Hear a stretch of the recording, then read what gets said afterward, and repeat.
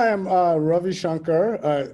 Day after the election, rather, and I'm not going to dwell on that. Instead, something hopeful, which are two teachers that had a real influence in my life. I went to a science and technology high school in Alexandria, and my secret passion was books. And I had this one teacher, Dr. Jacobs, who introduced us to poets like Anne Sexton and Robert Lowell and Sylvia Plath.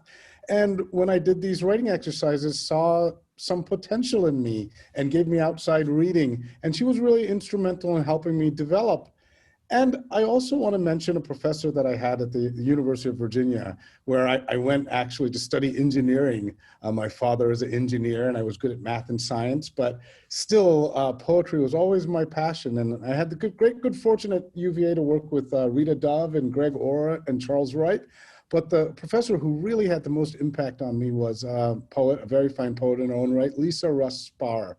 And that introductory poetry class was really welcoming and exploded my idea of what pedagogy could be. I remember one day she took us outside of the class to go walk on the railway track and to think of metaphors for the different trees and buildings that we were looking at. And it was a kind of exercise I didn't think was even possible to do in a classroom.